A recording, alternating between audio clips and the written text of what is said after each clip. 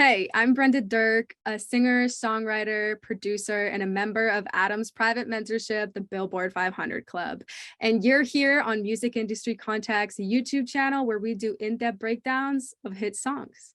And I'm super excited because today we're breaking down a live performance. Today's video, I'm going to be analyzing SHINee's Dynamite, which I'm so pumped for. If you didn't already know, we can't monetize these videos here on YouTube. So our Patreon Golden Ear community means the absolute world to us. Over on our Patreon, you get exclusive content only found there, early access to videos, and you get to be included in the polls so you can decide which songs we break down next. So if you have been supporting our channel over on our Patreon, we want to say a huge thank you. And if you haven't yet, click on the link in the description to pledge and join us there. All right, without further ado, let's get into Dynamite.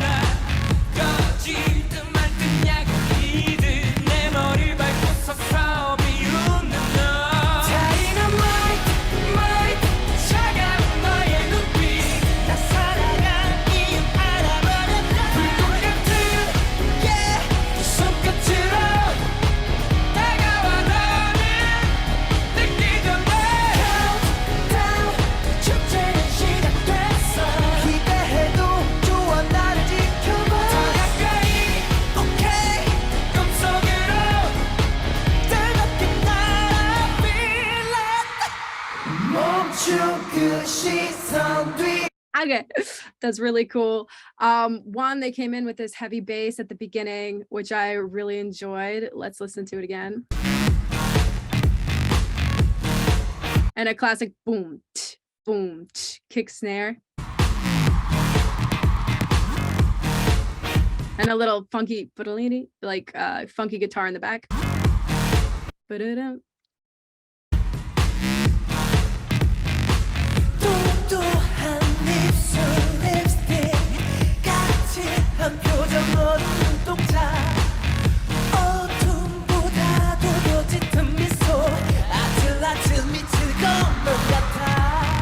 So nothing too much changes there, but I like how they're all singing and they add their own little stacks on stage.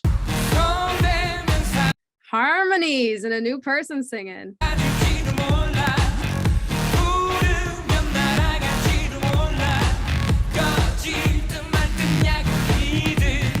I like, they're almost doing live doubles, which is really cool, but it's like, da, da, da, it's sung in a head voice, and it really makes it stand out in a live performance.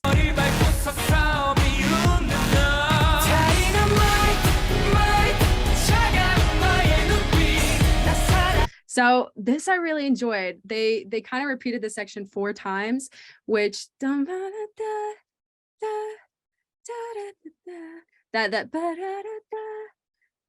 that's the anchor point, and they do it 4 times, so it really gets embedded in your head. So they do the 2 anchor points, 1 anchor point, and then for those 2 first ones, they have the follow-up melody.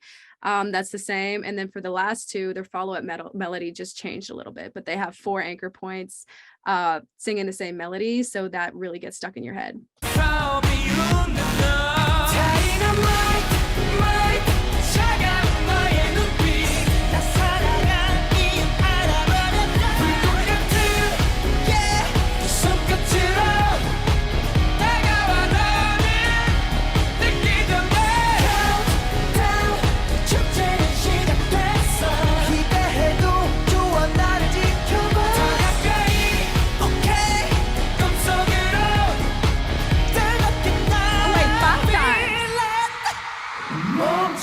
Wait, they did that 5 times. I didn't even realize they did that whole section 5 times. And the last time, da, da, won't you, da. And then they go back into slower sections. So that's really cool. And a moment to showcase their vocals so the crowd can go wild. Damn, their live harmonies, they're just so tight. Oh, but you notice that they've added, sometimes in shows, they have a pre-recorded track playing. Clearly, like in this one, they don't have any players on stage with them. So they are playing a pre-recorded track. So you can tell that in this pre-recorded track, they left this decapitator stacks very tucked in at the bottom. And actually that's what it might be. All these stacks might be, because they're so tight, I'm like, wow, they almost vocal aligned. It might actually, they kept their doubles in this track. But listen for the decapitator in this section. So let me, in that part, I'll rewind it one more time.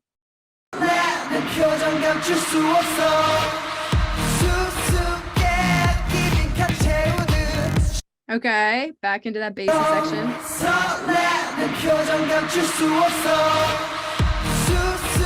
So it was a moment to breathe. Even the stage lights changed a little bit. They're like, okay, we're gonna bring it down. So they brought a lot of tension with that beat, and then the chorus is super catchy. It's a lot of sonic information, and then they brought it down for a little section just to get a little bit of release. Okay, now the bass is boom, boom, boom, boom, boom. So they changed up the bass rhythm just a little bit to make it more intense.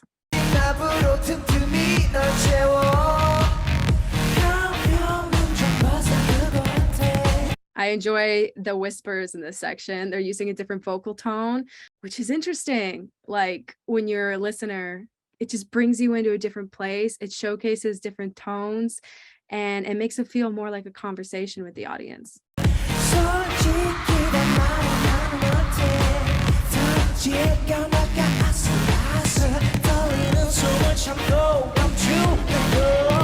They also have a whoop in the track, boom, whoop, to accentuate that bass line in this section, in this second verse. Did you hear that? It's very subtle. That part right there.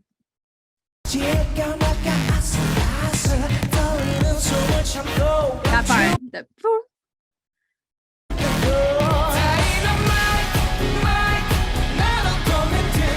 okay, now they have a they have a hi-hat going to add more tension into that pre. Oh no. Actually, it's back into the chorus. They don't really have a pre.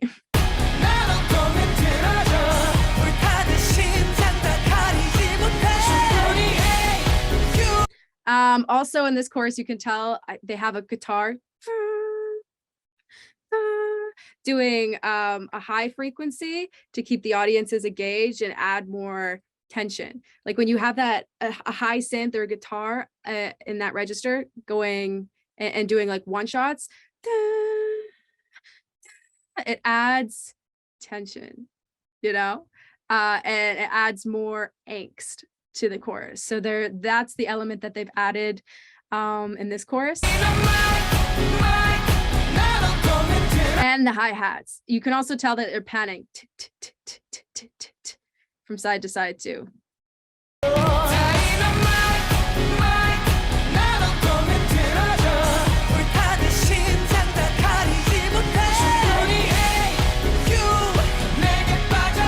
Also, something about a guitar at a live show going just gets you like, whoa, and so engaged. You're like, whoa, there's so much happening. And something about like a heavy guitar in the middle of a live show is just, it's so good.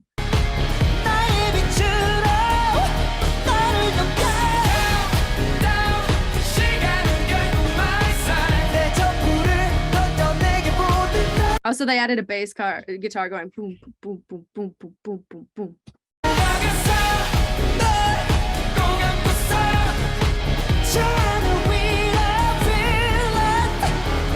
And then to segue into what I assume is going to be the bridge, they cut out some the percussion, and they added the guitar mimicking the singer. A crash. Now these sound like live drums. These sound like live percussion coming into this bridge. So maybe it is live percussion. But it's really cool. The mixing engineer who's mixing the show is very, very, very talented and knows what he's doing.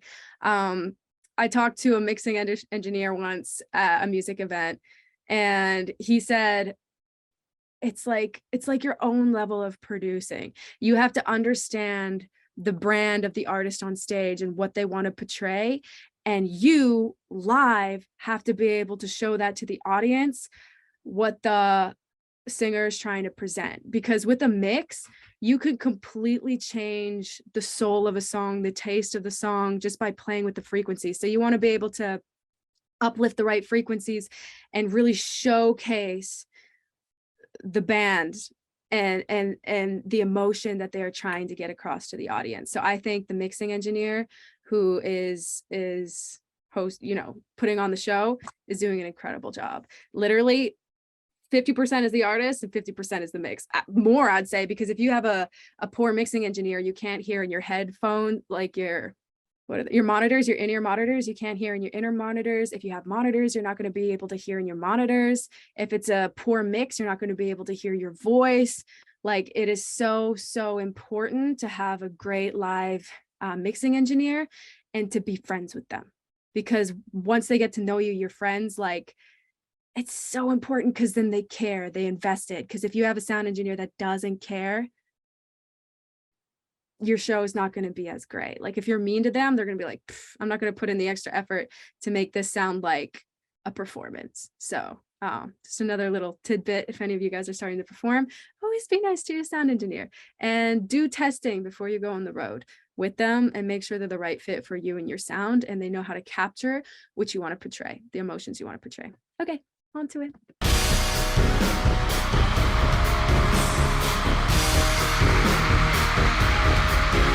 So now they have a lot of percussion going on with the crasses. That makes for a more epic moment, and the guitar in the background.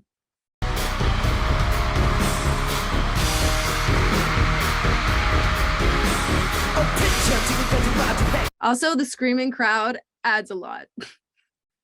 Like, I want to go to a show and sample just a screaming crowd and put it in the back of my tracks, because there's something about that sound. It's a rush. Everybody wants to hear. He's ripping his shirt off. It's like, it's like one of those moments. If you can make an audience do that just by going into a down tempo sound, like what are they doing? They're going to the bridge. So they're bringing it back. They're releasing, and you can tell the audience knows something's coming up. And also, he's doing something shocking on stage. So they're losing their minds because they can tell the biggest drop in the song is about to come. And he's actually doing a rap in the bridge section, which is really cool.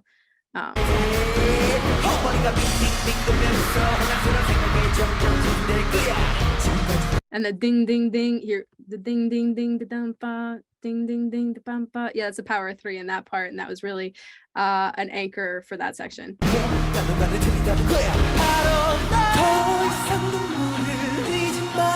So he went from an edgy tone all of a sudden to a softer point in his vocals. And when you do that, you're having a conversation with your audience. Like, the rhythm is like dun dun dun ba dun da. You're rapping, you have something to say, and then all of a sudden you come to this moment where you're retrospective and you're looking inside and you're like da da da da da, and then you're showing the emotion. You're showing the opposite to the emotion you just portrayed, and which in conversations a lot of the time that happens. Like, you'll never believe what that person did, this and that, and oh my gosh.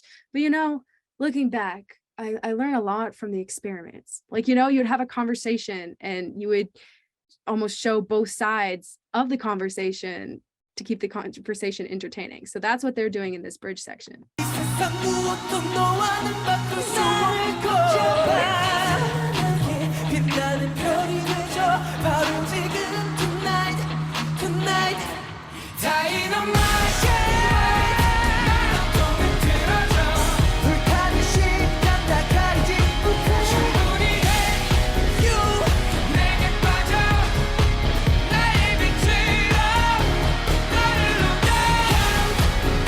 can tell they're going all out in this section. They're like, okay, this is the chorus.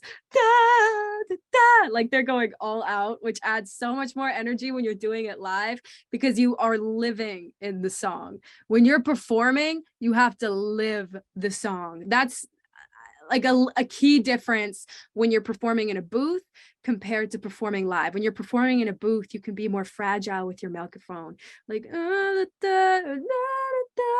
and you can portray the same emotion, like you're feeling the pain, but it's not the same thing as like 10,000 fans are going at you, and you're like you're telling them this song. In the booth, yes, you have to get in that mindset, like you're telling somebody the song.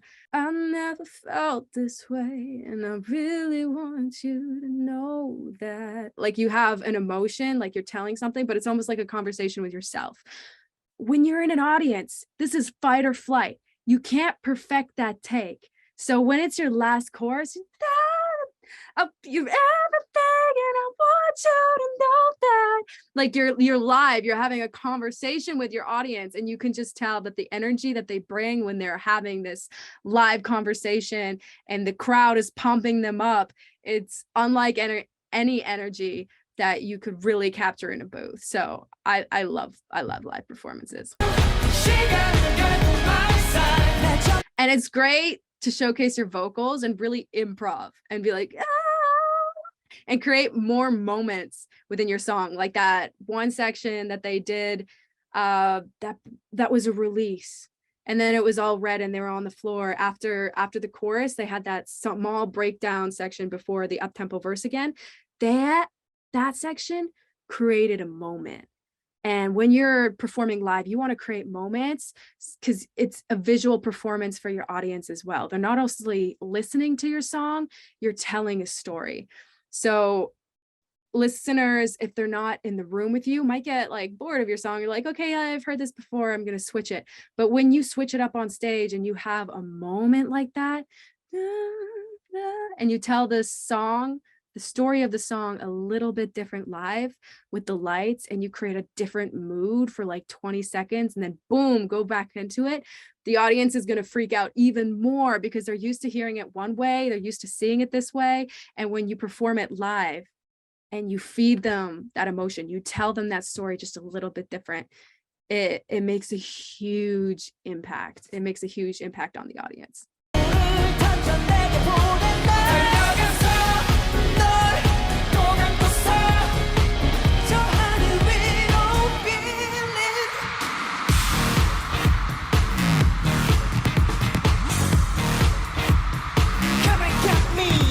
I like that little wait for moment they did. Feeling.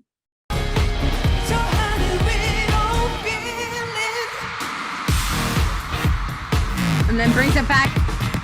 Then they bring it back to the intro bass with a couple crashes going on. Come and get me. Adding more emotion. They've told their story. Come and get me.